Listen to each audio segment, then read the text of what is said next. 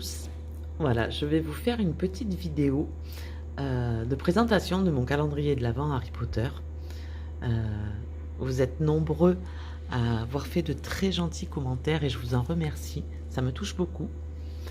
Et je vais vous le présenter en vidéo pour essayer de vous montrer un petit peu les différentes cachettes qu'il dissimule.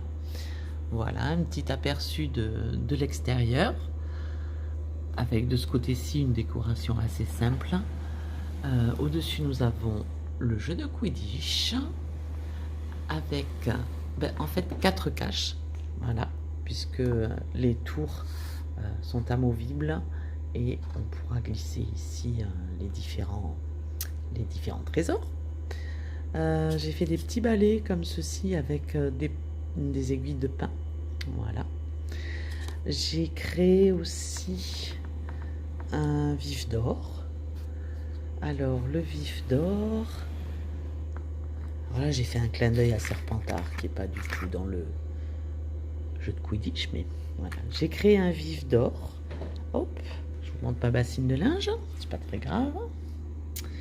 Voilà, j'ai créé un vif d'or avec comment ça s'appelle? Un fermoir. Un fermoir aimanté. Et ça me permettait de fixer 2 ailes de chaque côté. Et je trouve que, ma foi, il fait son petit effet si j'arrivais à le mettre comme il faut. Mais avec une seule main, c'est un peu compliqué. Voilà. Donc, il a sa petite boîte dédiée. Ce sont juste des petites fantaisies pour agrémenter le calendrier. Voilà. Ici, nous avons nos premières caches. Donc la première, c'était celle-ci. Ma fille était en retard, il était 9h06. C'est ce que lui disait. Parce que toutes les caches, aucune cache n'est numérotée. Et il s'agit pour elle de répondre, enfin de trouver la cache au travers de différentes énigmes que va lui proposer Edwige. Voilà.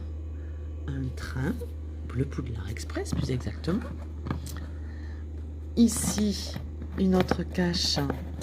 Hop, qui permet de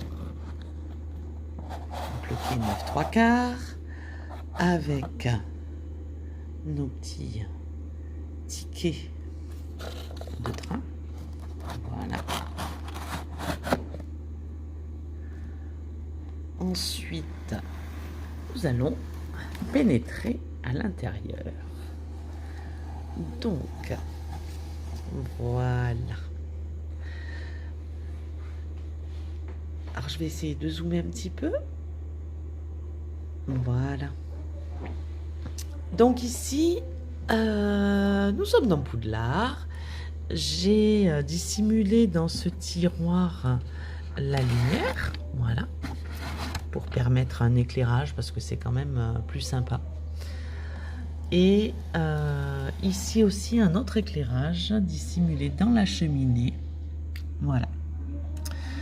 Ensuite, donc, on va faire un petit tour de nos cachettes.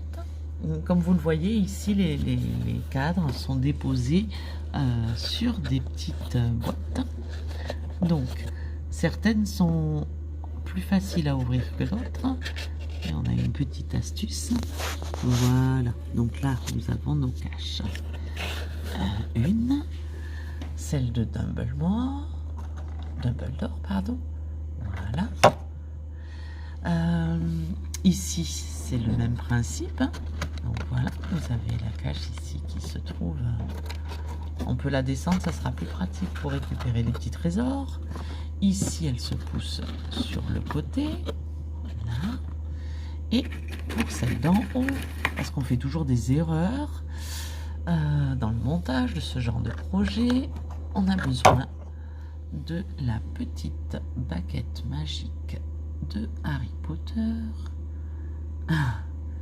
Sculpté maison, je ne sais pas si ça fera la mise au point, qui était au pied du sapin dans la boîte boxing. Je parle doucement parce que ma fille n'est pas loin. Et donc, hop, on pousse ici par le haut pour réussir à faire descendre la boîte. Bon, ma fille a des doigts plus plus fin que les miens, mais je vous assure, elles s'ouvrent. Hein. Mais avec une seule main, c'est un peu compliqué. Alors, on tourne là, on fait la visite. Ici, les petites lunettes de Harry Potter. Voilà. La cape d'invisibilité, bien sûr. Le pull de Ronald Weasley. Un petit balai. Le choix-peau magique qui va nous permettre, hop, de découvrir de nouvelles caches. Alors, des caches se dissimulent dans les livres. Certaines s'ouvrent, voilà, comme ceci. Toujours pareil, hein, avec une main, c'est un peu compliqué. Donc là, nous en avons plusieurs. Hein. Elles sont... hop, ça zoome pas très bien. Excusez-moi pour le flou. Celle-ci qui s'ouvre. Voilà, comme ceci. Ici, un petit livre de Dumbledore, qui n'est pas une cache, qui permet simplement de découvrir les différents secrets de Poudlard. Ici, une cheminée qui bascule, comme ceci, et qui nous permet de découvrir le plan de Poudlard, ainsi que deux caches différentes. Voilà, hop, on remet comme ceci et on remet en place nos différents éléments. Je le rangerai après. Ici des bougies, alors on ne le voit pas très bien là, mais elles sont illuminées de l'intérieur. C'est un tuto de Tim Holtz que j'ai suivi. C'est simplement fait avec du pistolet à colle et de la peinture. Voilà. Donc là, j'en ai suspendu plusieurs. Toujours un... Voilà, ici, je ne sais pas si vous... Oui, voilà, un ciel étoilé. Et pour le numéro des caches qui n'existe pas, en fait, nous avons Edwige qui, tous les jours, hop, avec une petite lettre aimantée, va nous amener à ma fille un petit courrier qui va lui indiquer, voilà, où se situe la cache du jour. Il faudra qu'elle devine en fait. Voilà. Donc elle se maintient toute seule. C'est un bijou récupéré aussi, je crois que je l'ai dit déjà. Ici nous avons des boîtes de choco-grenouilles. Nous avons bien évidemment le Nimbus 3000. Voilà. Ensuite, il y a des caches aussi ici. Ici et ici, voilà.